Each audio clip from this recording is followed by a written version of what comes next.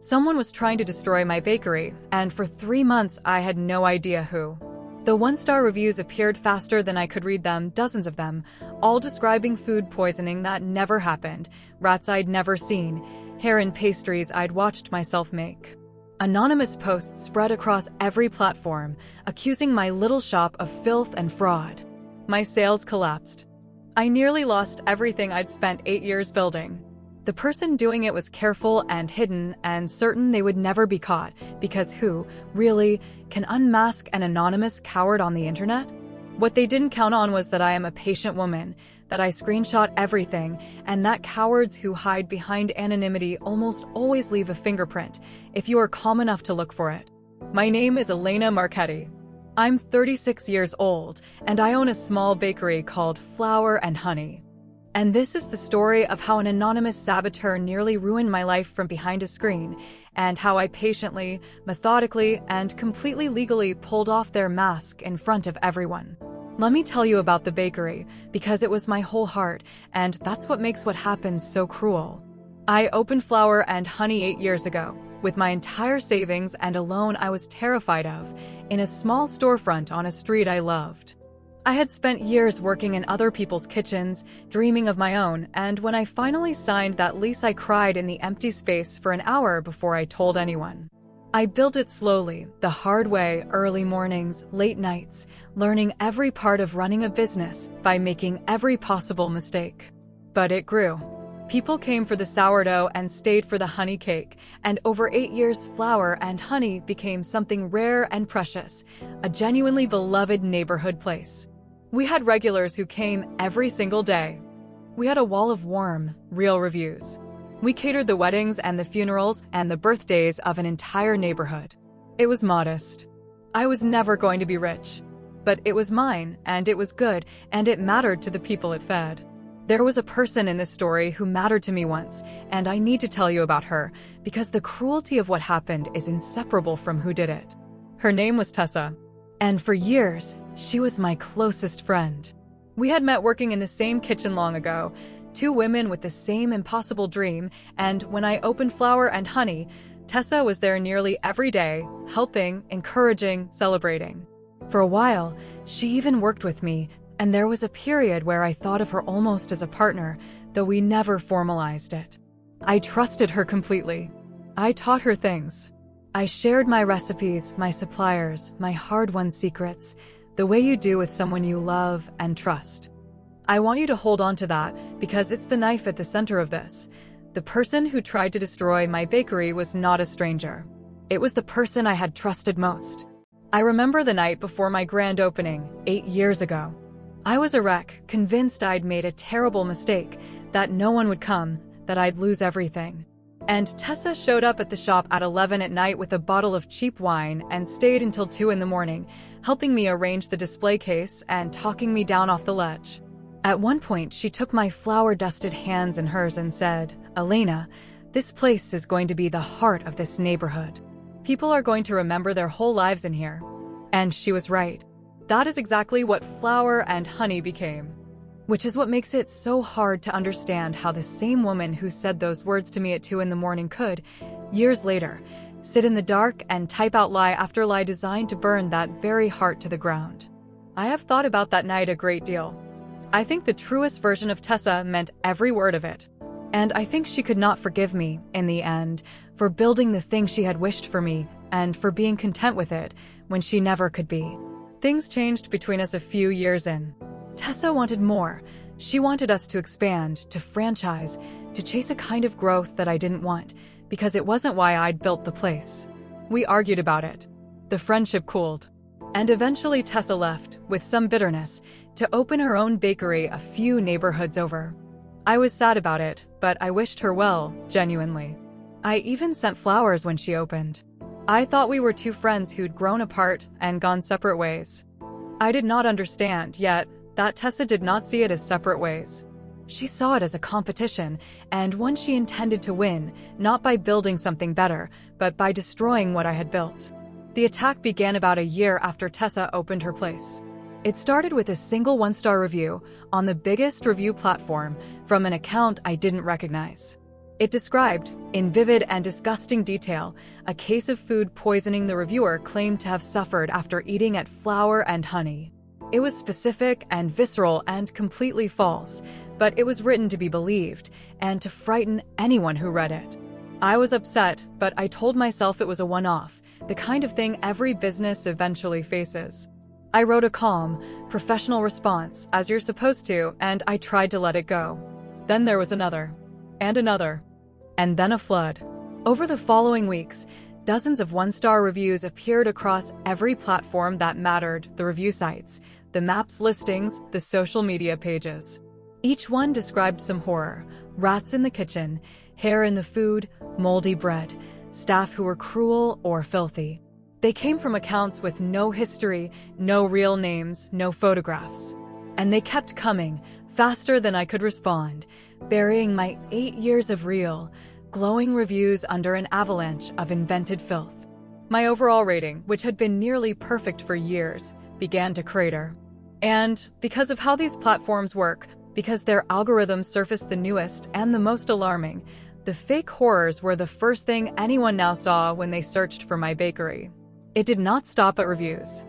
Anonymous posts began appearing in local community groups, the neighborhood forums where people ask for recommendations, warning people away from flour and honey, claiming insider knowledge of health violations, claiming the place was under investigation.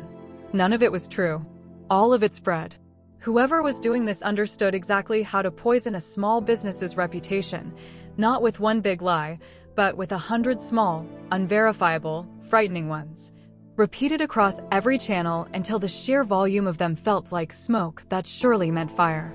The effect on my business was devastating and fast. Within 2 months, my sales had dropped by nearly half. The regulars who knew me stayed loyal, but the new customers, the lifeblood of any small business, evaporated because every one of them did what we all do now.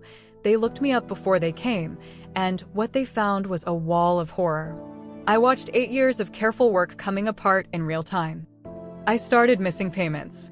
I let go of one of my employees, a young woman I loved, because I could no longer afford her, and I cried about that one too. By the 3rd month, I was doing the math on how much longer I could keep the doors open, and the answer was, not much. I was facing the loss of everything, somewhere north of $120,000 in vanished revenue, my life savings, my dream, all of it, to an enemy I could not even see. I remember standing in my own shop one afternoon during what should have been the lunch rush, and it was empty. Completely empty.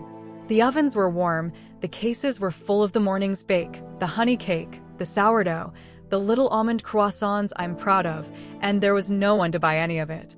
I would have to throw most of it away that night, as I'd been throwing it away for weeks. I stood there in the silence of a place that had always, for 8 years, been full of noise and warmth and people, and I felt something I had never felt about the bakery before: dread. The smell of fresh bread, which had been the smell of my entire adult life and my greatest joy, had started to make me feel sick because it had become the smell of money I was about to lose. That was what the attack did. It didn't just threaten my business. It reached into the one place that had always been pure happiness for me, and it poisoned it. I think that was the point. I don't think Tessa only wanted my customers. I think she wanted to take the joy. And that, I think, was the cruelest part. Not just the destruction, but the helplessness. The faceless quality of it. I would lie awake at night tormented not only by the fear of losing my bakery, but by the question of who. Who hated me this much? Who was sitting somewhere, behind a screen, methodically dismantling my life for sport and laughing? The anonymity was a kind of psychological torture. It is designed to be. The coward behind the screen counts on it, counts on the fact that you cannot fight what you cannot see, and that the not knowing will break you before the damage does. But here is the thing about me that Tessa, of all people, should have remembered. I am a baker. And baking is the most patient, precise, methodical craft there is. You cannot rush bread. You cannot panic dough into rising. Everything I am good at because I am willing to do the slow, careful, exact work that other people won't. And somewhere in that 3rd terrible month, after I had finished crying, a different part of me woke up, the patient, methodical part, and it said, stop reacting. Start documenting. You cannot fight what you cannot see, so make it visible. So I stopped panicking and I started building a case. The first thing I did was the single most important thing, and it is the thing I want anyone in my situation to hear. I stopped just reading the attacks and I started preserving them. Every fake review I screenshotted with the date, the username, the timestamp, the full text. Every defamatory post in every community group I captured before it could be deleted. I built a folder organized by date, the same way I'd organize a recipe, documenting the entire campaign as it unfolded. I did not yet know who was doing it, but I knew that whoever it was, they were creating evidence with every single post, and that evidence does not evaporate just because a username is fake. Someone somewhere was typing these, and typing leaves traces. Then I did the second thing. I stopped trying to do it all alone. I had a regular customer, a quiet man named Sam who came in most mornings for a courte-à-deux and a slice of the honey cake, and who, I knew from our chats, worked in cybersecurity. One morning, when the shop was empty because of course it was empty, I finally broke down and told him what was happening.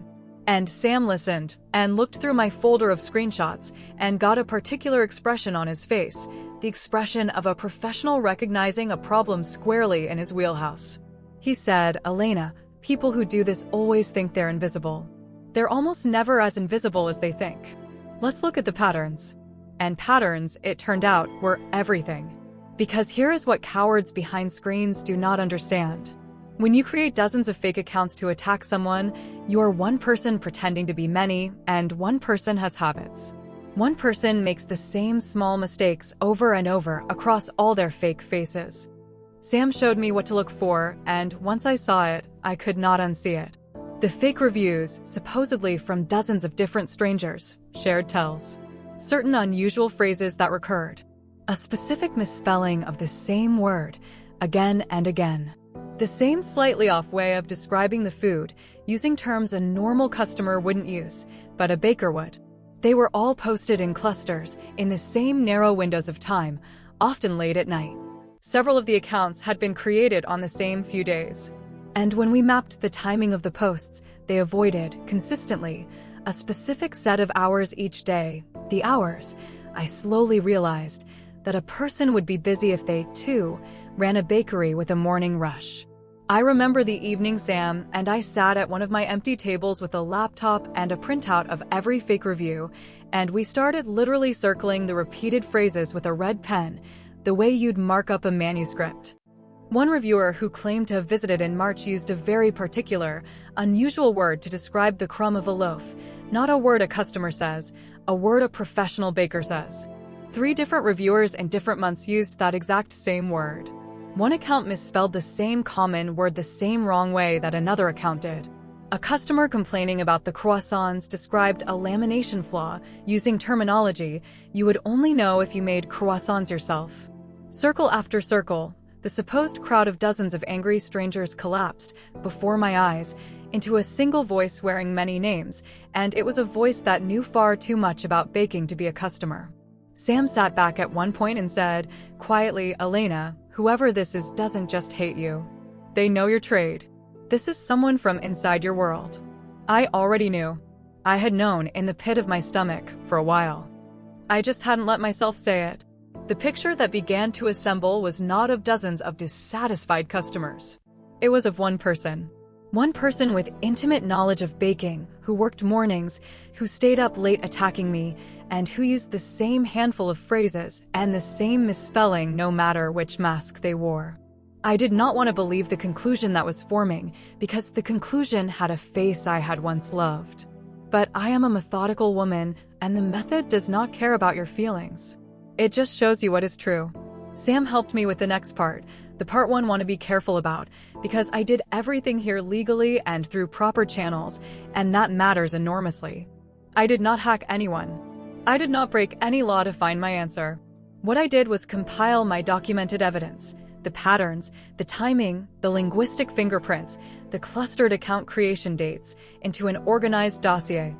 And then I took that dossier to a lawyer who specialized in defamation and online harassment. The lawyer, a sharp and unflappable woman named Ms. Okonjo, looked through my folder with rising eyebrows, much the way Sam had. And she explained something I had not fully understood, that anonymity on the internet is not the impenetrable shield that harassers believe it to be. When defamation causes real, documented financial harm, and I had meticulous records of my collapsing revenue, the law provides a path. A court can issue what is sometimes called a subpoena to the platforms, compelling them to release the account information, including the IP addresses, behind anonymous accounts that are being used to commit defamation. The coward's mask, it turns out, is held on with the platform's own records, and a court order can take it off. They always think they're anonymous, Ms. Okonjo said, echoing Sam almost exactly. They're anonymous to you.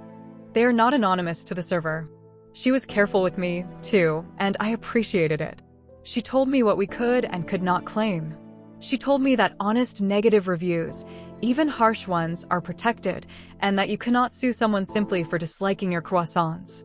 What is not protected, she explained, is knowingly false statements of fact, presented as real experiences, designed to cause financial harm, claiming food poisoning that never happened, health violations that don't exist, rats that were never there. That is defamation, and when it's done in a coordinated campaign of dozens of fake accounts, it becomes something a court takes very seriously indeed. The distinction mattered to me. I did not want to punish an opinion. I wanted to stop a campaign of lies. And the line between those two things turned out to be exactly the line the law draws. What also mattered, Ms. Okonjo said, was the quality of my documentation.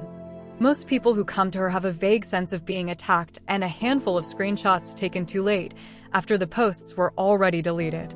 I had something else.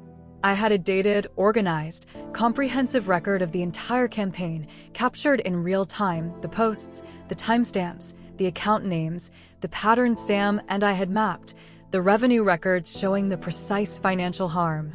This, she said, tapping my folder, is the difference between a case that goes nowhere and a case that wins.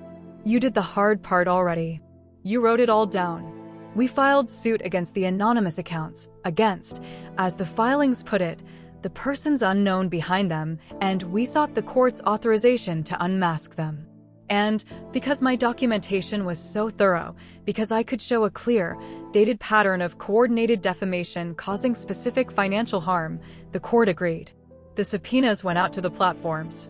And the platforms, as they are required to do, returned the records.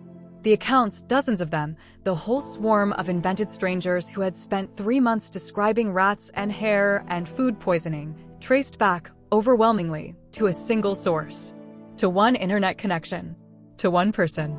It was Tessa. Of course it was Tessa. The friend I had taught and trusted and shared my recipes with. The woman I had sent flowers to when she opened her own place. She had spent 3 months of her life methodically trying to destroy mine, hiding behind dozens of masks, because she could not stand that the bakery she'd left, the one built on the patient, modest values she dismissed, was beloved in a way that hers was not. She had used her intimate knowledge of my business, knowledge I had given her as a friend, to make her lies more convincing. The food terms only a baker would use. She had been the baker all along. I want to describe the moment of confrontation, except that there wasn't one, not in the way you might imagine. I never screamed at Tessa. I never even spoke to her about it directly. Because by this point I had learned the deepest lesson of this whole ordeal, that the loud reaction is the weak one, and that the truth, properly documented and placed in the right hands, does not need my voice raised behind it. The unmasking itself was the confrontation. The legal record was the confrontation. Here is what happened after. With Tessa identified, the case transformed from an impossible fight against a ghost into a straightforward case of documented defamation by a named individual, a competitor, no less, which made her motive transparent and her conduct even more legally serious. Faced with the evidence, her own connection behind dozens of defamatory accounts, the linguistic fingerprints, the timing, the clear financial harm she'd caused, Tessa's position was hopeless. Through her lawyer, she settled. She was required to pay substantial damages for the documented harm to my business, an amount that covered my losses and a great deal more. She was ordered to cease all contact and all further defamation. And every fake review, every defamatory post, was now documented as part of a legal judgment, which gave me what I needed to get the platforms to remove them at last. But the financial settlement, honestly, was the smallest part of what I got back. Because here is what an anonymous coward truly fears, the thing they are actually hiding from, not the lawsuit, but the exposure. Tessa's entire campaign depended on no one knowing it was her. The moment it became known, and in a tight-knit community of small food businesses, it became known, her own reputation, the thing she'd tried to build by destroying mine, collapsed entirely. People do not want to buy bread from someone who tried to lie a beloved neighbor out of business. The community that she had tried to turn against me turned, instead, and decisively, toward me. The story of what had really happened spread as fast as her lies once had, except this time the story was true. My regulars rallied. New customers came specifically to support the place that had been targeted. The wall of fake reviews came down, and a new wave of real ones, furious, loyal, loving, went up in their place. Flour and honey did not just survive. It came back stronger than it had ever been, because a community that had nearly watched it die online showed up in person to make sure it didn't. I rehired the employee I'd had to let go. I paid back what I'd fallen behind on. And the bakery is, today, more beloved than it was before any of it happened, because the neighborhood now knows, in their bones, what it almost lost and why. I want to leave you with the thing I learned, in the worst 3 months of my life, that I think anyone facing an anonymous coward needs to hear. The person who attacks you from behind a screen is betting on 2 things, that you will panic and that they are invisible. Both of those bets can be beaten, and they are beaten the same way. Not with rage, not with a louder voice, but with patience and documentation. You cannot outshout an anonymous attacker. They have no face to shout at. But you can outdocument them. You can screenshot every lie, preserve every timestamp, map every pattern, and understand that every single attack they launch is one more piece of evidence they are handing you, one more thread in the rope that will eventually pull off their mask. Anonymity feels, to the coward wearing it, like a fortress. It is actually a costume. And costumes come off, in the cold and patient light of a properly kept record, in front of everyone. My name is Elena Marchetti. Someone tried to destroy everything I'd built, from behind a wall of fake names, certain they would never be caught. They forgot that I am a baker, that I do the slow, careful, exact work that other people won't. I didn't outshout her. I outdocumented her. And the mask she was so sure of came off in the one place she never wanted her name to appear, the truth. If this story meant something to you, stay a while. There are more like it here, stories about the cowards who hide behind screens and the calm, patient, perfectly documented people who pull their masks off in the daylight. No shouting, no revenge in the dark. Just a folder full of timestamps and the quiet moment anonymity stops being a shield. Subscribe, and I'll see you in the next one.